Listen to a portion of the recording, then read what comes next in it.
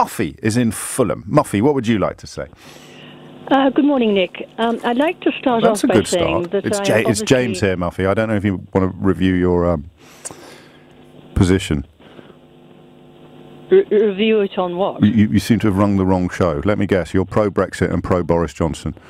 No, I want to talk about Boris and his wives and mothers, etc., that you've just been talking about. Yes. Go on, then.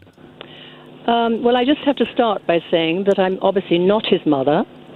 I'm not one of his former wives or present wives, and I'm certainly not the mother of his love child.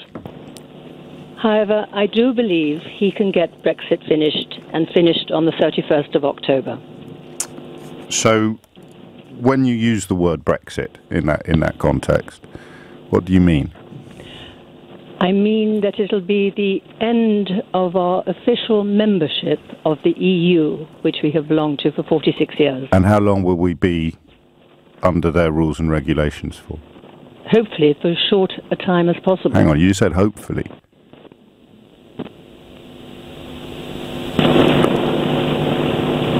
Hopefully.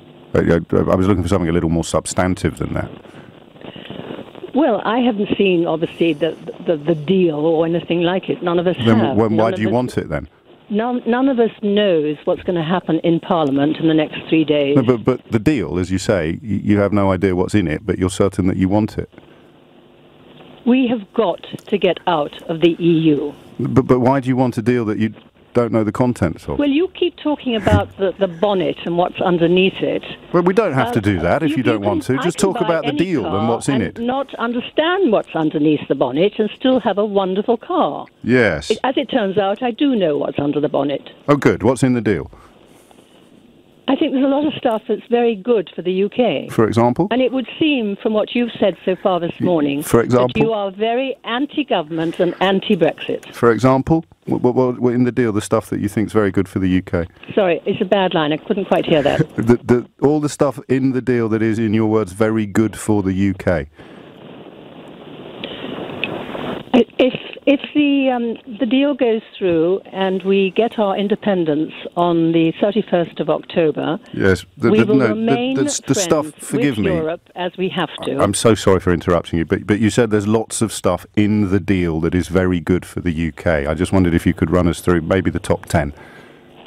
Well, obviously I haven't read it all. None of us have. Okay, the top one. But as far as I can see, generally from what we're reading in the press, we will have a good relationship with Europe. We will be trading with Europe. We'll be allowed to trade worldwide. I hate to break this to you, but if we were to leave the European Union on October the 31st, then within a year we could have no trading agreements whatsoever with the European Union. But I don't want to overcomplicate things. You were fairly clear that there's stuff in... You are being very biased, Nick. You say these things yourself, and you have no idea that that's going to happen. Yes, I do, though. What do you mean you know? No, I do know that that's a possibility. It's a possibility, yes, of course. But you know that there's stuff in the deal that's good for the UK because you've read it in the paper, so I just want you to tell my listeners what it is. Well, I've already listed a few. You haven't.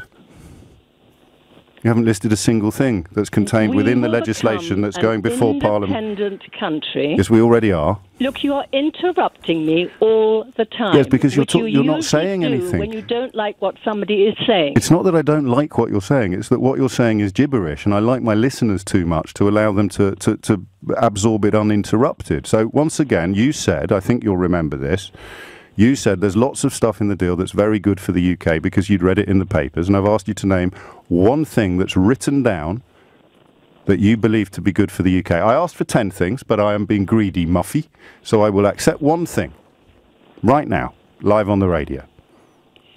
We will be able to trade with not only Europe, but also the whole world as an independent nation. Okay, and that's written down in the deal, is it? I have no idea, but that's the idea behind it all. Muffy, finally you've said something true. Say it again.